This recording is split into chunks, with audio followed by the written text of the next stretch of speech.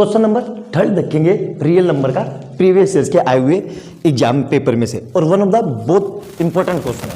Maximum बच्चे इस question को गलत कर देते हैं, उनको ये समझ में नहीं आता कि सर इसमें एलसीएम लेंगे कि एचसीएफ लेंगे। क्वेश्चन देखो, सबसे पहले गलती क्या होगी वो बताता हूँ। The length breadth and height of a room are, length breadth और हाइट दी हुई है, ठीक है। यहाँ देखो ध्यान से, ये लेंथ है, ये ब्रेथ है और ये हाइट है। तो सबसे पहले एलसीएम लेने के लिए तीनों क्वांटिटी की यूनिट एक होनी चाहिए, मीटर और सेंटीमीटर। तो मतलब ये सबको मीटर में बना लो या सबको सेंटीमीटर में बना लो। तो हमेशा कोशिश ये करना कि सबको सेंटीमीटर में बनाए। क्यों? क्योंकि बड़ी हो जाए, बड़ी हमेशा छोटे को उसमें बड़े में कर, बड़े को छोटे में करते हैं, मतलब मीटर को सेंटीमीटर में करते हैं। सेंटीमीटर को मीटर में करेंगे तो डिवाइड करेंगे, मतलब पॉइंट में आंसर आ जाएगा, जो कि दिक्कत देगा हमें। तो सबसे पहले हम लिख लेते हैं लेंथ। लेंथ कितनी है जी? लेंथ है हमारी 8 मीटर 50 सेंटीमीटर।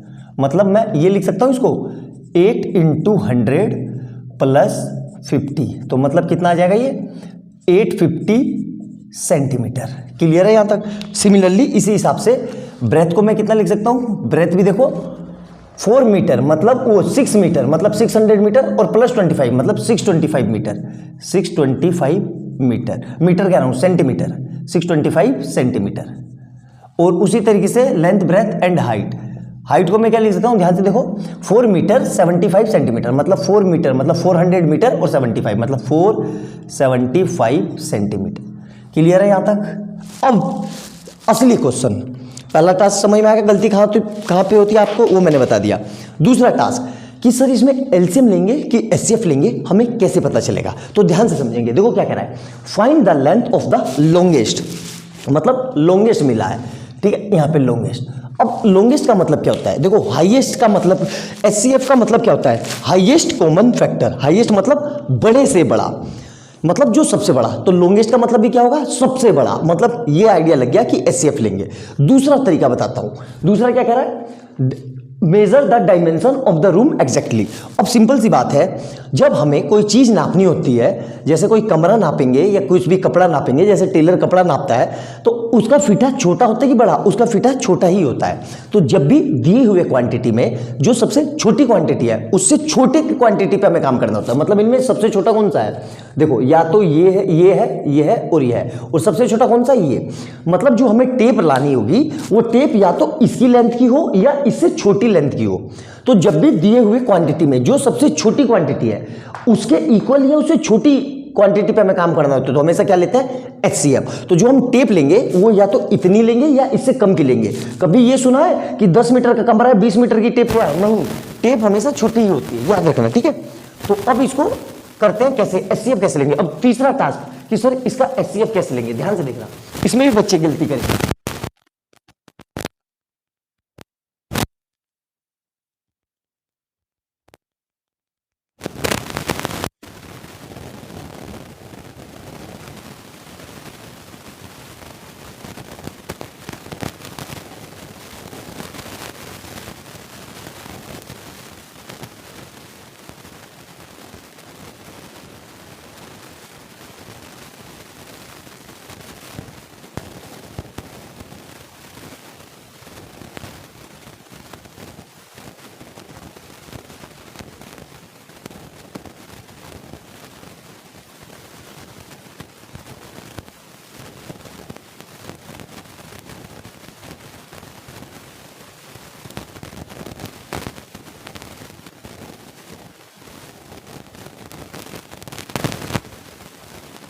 इसको 5 से भेजा मैंने, तो 5 से करा तो 125, 25 आ जाएगा यहाँ पे, ठीक है।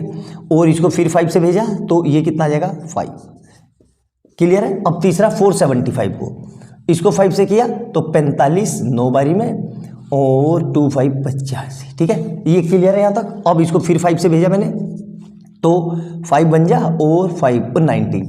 अब 19 itself is a prime number. Clear है? अब एचसीएफ कैसे लेते हैं तो ध्यान रखना, एचसीएफ कैसे लेते हैं ध्यान से समझना। मैं अलग अलग मार्कर से बता रहा हूं ताकि आपको समझने में आसानी रहे। एचसीएफ में क्या करते हैं, जो तीनों में कॉमन हो, जो तीनों में कॉमन हो उसको लेते हैं। तो तीनों में कॉमन क्या क्या है? देखो यहाँ पे 5 5 5 कट कर दो और एक बार 5 लिख दो। क्लियर है? और दूसरा देखो, और तीनों में क्या कॉमन है? फिर 5 और यहाँ फिर 5 कट कर दो, ठीक है। और कुछ कॉमन है, देखो ध्यान से, और कुछ कॉमन है, नहीं कॉमन है। अब कुछ कॉमन नहीं दिख रहा है ना, तो इसका मतलब एचसीएफ इसका क्या होगा, इसका एचसीएफ होगा 5। मतलब हमें 25 सेंटीमीटर की टेप लानी होगी। 1 मिनट देख लेते हैं। हाँ बिल्कुल, तो आंसर क्या आ गया इसका, हमारा आंसर आ गया इसका 25 सेंटीमीटर। क्लियर है यहाँ तक। तो जो हमें रोड लेनी होगी वो 25 सेंटीमीटर की लेनी होगी। करके देख लेते हैं जो एचसीएफ लिया वो सही है कि नहीं है। 25 से इसको डिवाइड कर दो तो पूरा पूरा चला जाएगा। तो कितना आएगा देखो, 850 को मैंने 25 से डिवाइड किया तो ये कितना आ जाएगा, 17 दूनी 34, ये आ जाएगा मेरा 34 यहाँ पे। तो इसको डिवाइड कर देंगे ऐसे, तो इसको डिवाइड कर लेना आप लोग, कितना आएगा ये 34।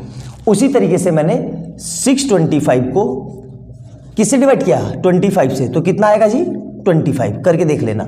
उसी तरीके से 475 को मैंने किससे डिवाइड किया, 25 से, तो कितना आएगा 19। आया समझ में।